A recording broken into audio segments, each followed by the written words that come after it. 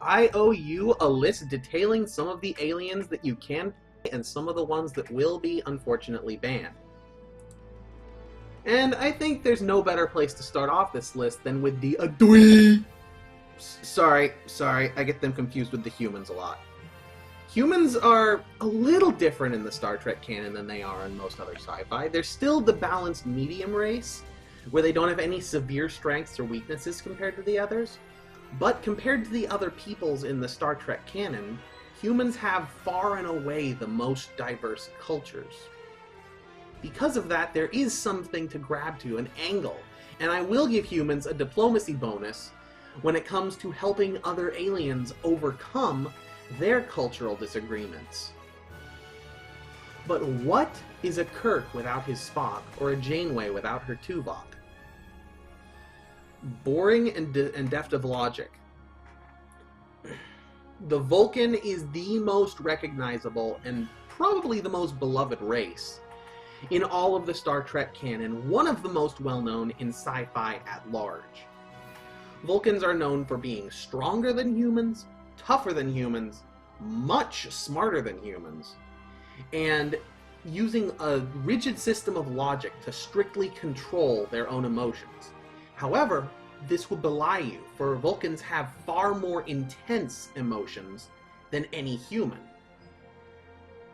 Vulcans also have very mild psionic abilities, using the Vulcan mind meld and their various meditation techniques.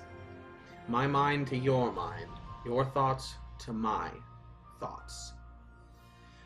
If you want to live long and prosper, the green-blooded Vulcan may be the best race for you.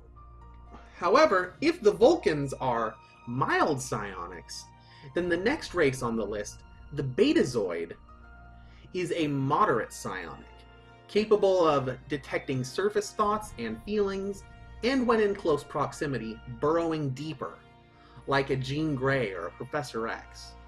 However, this does come with a slight disadvantage in that the Betazoids are, well, a little bit weaker than the average human. But, though most of their power lies in psionics, I'd love to talk about their culture. Because Betazoid are so used to others diving into their mind and thoughts, they never lie.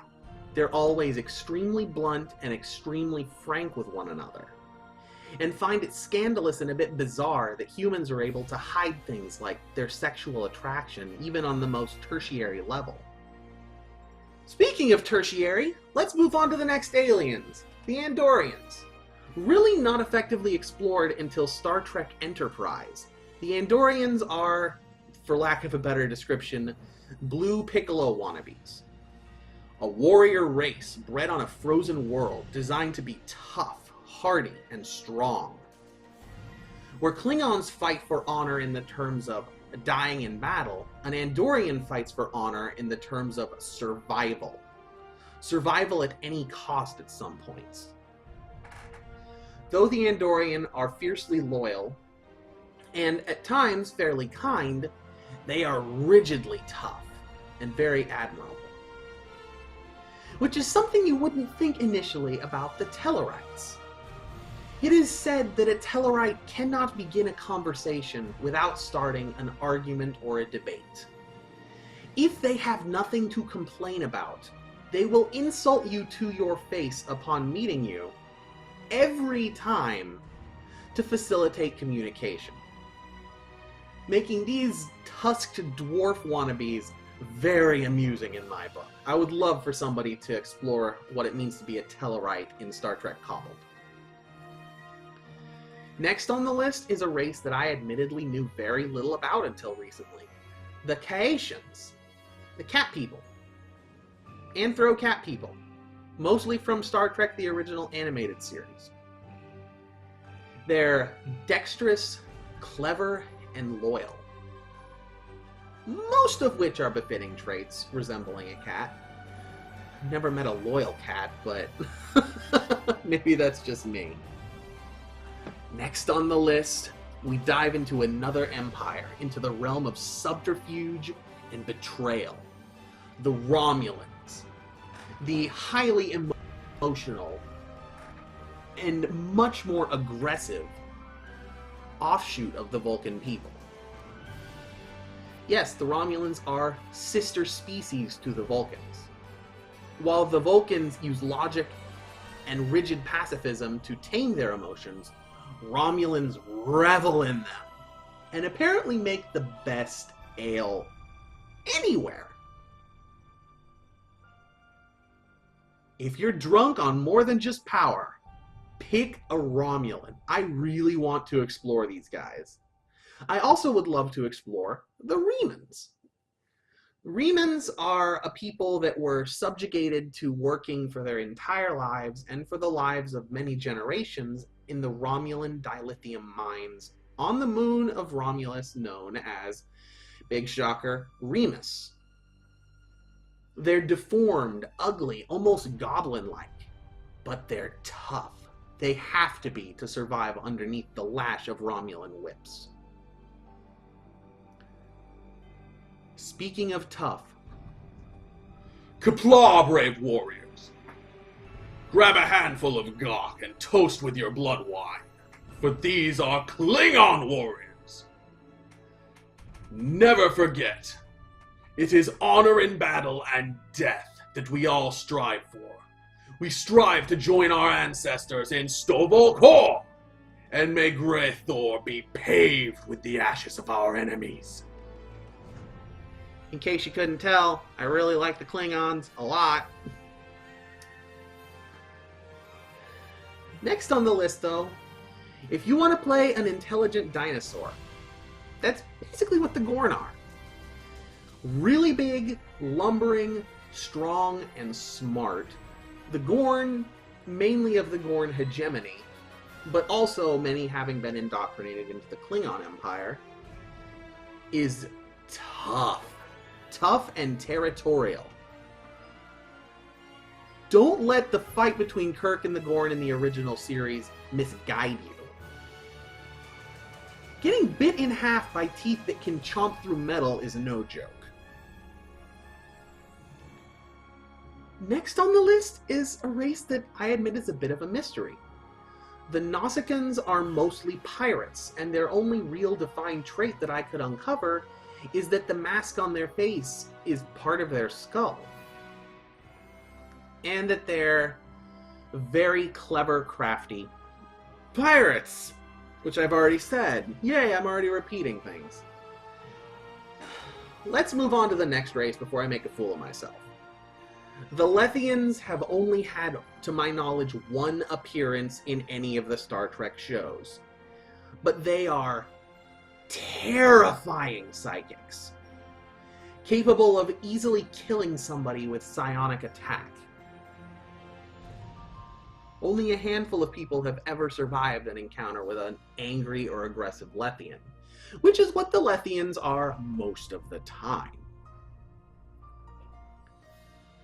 Next on the list, you probably thought that the Vulcans were the very first race we ever saw in Star Trek that wasn't humans. But it was actually the Orions, the green-skinned entrepreneurs of trafficking in whatever brings you pleasure and brings them profit. The Orion women, the green women, are almost more well-known than any of the human captains by people who aren't major Trekkies. And if you wanted...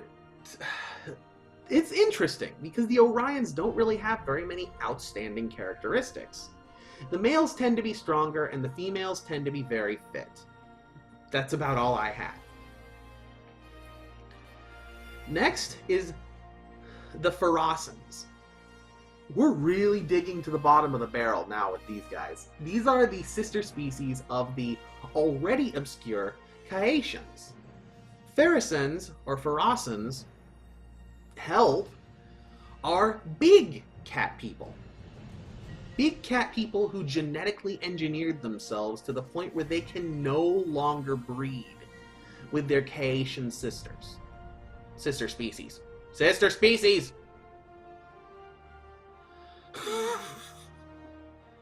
Okay, composure time, because next on the list is the race I'm actually most excited to see what happens to throughout the course of Kobbled. The Cardassians. In Star Trek canon, the Cardassians as a species basically have a great big kick me sign planted firmly in the center of the backs of their uniforms.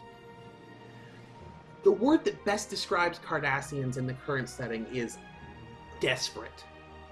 They do believe that they are superior to most people, but that belief is founded on egotism, not proof. As the poor Cardassian people have been beaten down time and time again by the Klingon Empire in order to prove a point, and would later have their faces rubbed into the dirt by the Dominion, their allies. However, the Snake people weren't always such ruthless interrogators and such cruel despots. A long time ago, before their world was attacked the first time, the Cardassians were artists and architects, giving Cardassia some of the most beautiful art and architecture in the entire galaxy, not just the Alpha Quadrant, that unfortunately by a wide margin most has been destroyed. Speaking of destroying races you subjugate, the Bajorans. We know very little about the Bajorans, because most of their history was lost when their planet, Bajor, was subjugated and nearly wiped out by the Cardassians of all people. Their women are very prominent figures, and their men are very prominent priests. The Bajorans are probably the most religious peoples on this entire list of races. What you make of that, and what we make of that, is up to be decided, especially since at the start of Kobbled, the Bajorans are still under Cardassian oppression.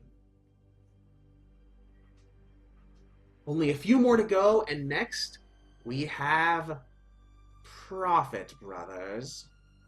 The Ferengi of Ferengi are all about business. One would equate them to the Yankee trader saying of buyer beware. The Ferengi are a symbol of greed, and believe it or not, originally were supposed to be the main antagonists of the Next Generation series. That lasted.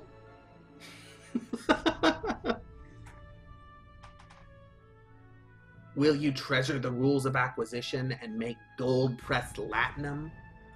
Or will you live in squalid poverty with the other people? That's entirely up to you. But those who have a good nose for business will select Ferengi. Second to last on the list of availables are the Breen. We know almost nothing about the Breen, other than that they are big, strong, and warlike, and that the conditions on their planet are so inhospitable that they must wear environmental suits anywhere they go. To this date, we have never seen a Breen in any Star Trek canon without its suit on. And while I would love to explore them, the massive size of that question mark, I do admit, is a bit intimidating. The last available race, or really more race template, are rescued or unassimilated Borg.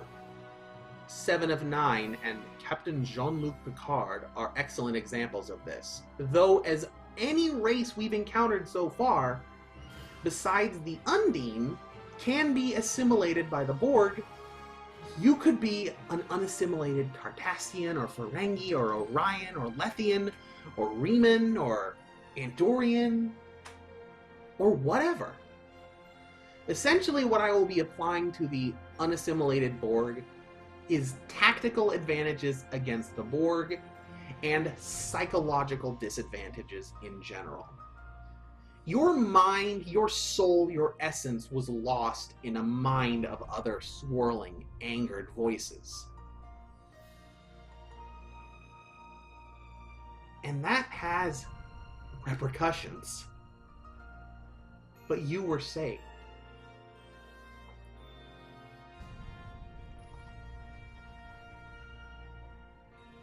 For the prohibited races I have so far, and this may change, I have fully assimilated Borg.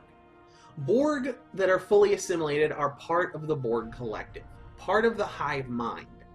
They are incapable of independent thought, save for the Locutus, who is still not fully capable of independent thought. So playing as an assimilated Borg would just be impossible. Next on the list are the Undine. The Undine are, in reference to their name meaning water spirit, space fish. Angry, hungry space fish who must consume. The Undine to date are the only race that we know the Borg cannot assimilate. Though they call fluidic space their home, occasionally an Undine vessel will travel into the Alpha, Beta, or Gamma quadrant, or the Delta quadrant, where even the Borg are barely able to battle them. The next race on our list, as we drift into the Dominion, are the dreaded Jem'Hadar. Zealots cloned from a dead race to serve the Founders, to serve the Dominion. The Jem'Hadar are addicted to the chemical substitute tetracell white and completely subservient to the Dominion Founders. As such, playing a Jem'Hadar would be impossible. And the same is true for the much more intelligent and somewhat psionic Vorta. It's a bit of a different case with the Founders. They are prohibited, but it's because they are way too strong and way too chaotic for the system. It's my personal belief that the Founders are the only other race besides the Undine that would be completely immune to assimilation. And the next two are obvious. Q and half Q. Those are weapons for me, not for you. And while we're at it, we'll throw half wormhole alien on the list. Not that the worm... I mean, you're not the Cisco. I refuse to allow you to play the Cisco. And speaking of refuse to allow you to play the Cisco, I also refuse to allow you to play as a Data clone. Data is unique. Even though lore and eventually in the films, Psi, B4 become a thing, Data is still so remarkably unique that playing as a second Data would be a disservice to Brent Spiner's character. However, with the emergency hologram, we find a different problem. With the emergency hologram, we're not to that point in the timeline yet. And even if we were, the Doctor on Voyager was only able to travel freely because of technology from the future. He shouldn't exist, but he does, because Star Trek likes to play fast and loose with the canon. I might also like to do that. And obviously, none of the various energy beings that have appeared will be playable. At least not permanently. Maybe we'll do a spin-off or a one-off episode where you get to turn into energy beings for a couple months or something, or a day. Next up on the list are some of the Delta Quadrant races that have yet to be encountered, and even if they were, some of them, the Hirogen, are just too strong. Basically take a Gorn and pump it up to the max, and you have a Hirogen. Hunters that literally dedicate their lives to killing dangerous prey. Big, strong lizard people. Next on the list are the hapless Malon, a race of people looking for somewhere to put their nuclear garbage. Captain Planet joke. The next three races, the last three races on the prohibited list, are the next two on the prohibited list are prohibited because they wouldn't be able to function on a normal starship. First, the Hydrons. Hydrons are tentacle monster aliens, and having them function on anything but a Hydron ship would be like trying to cram a square peg into a round hole that is much too small. Still, they're cool. I might throw them at you at one point. Next on the list, the Tholians. The Tholians need magma temperatures around them at all times, or their shells will crack and they will die. Now, you can't play a Tholian. I'm sorry that I'm not sorry. And the last aliens that I have on the prohibited list, we're finally at the end, are the Travelers. The Travelers have the ability to warp space-time to go anywhere they want instantly, even if it's galaxies away. But the only instance we've seen of a Traveler doing this, he died. So, yeah, you're not going to play a Traveler, not in this game. And that is the whole list.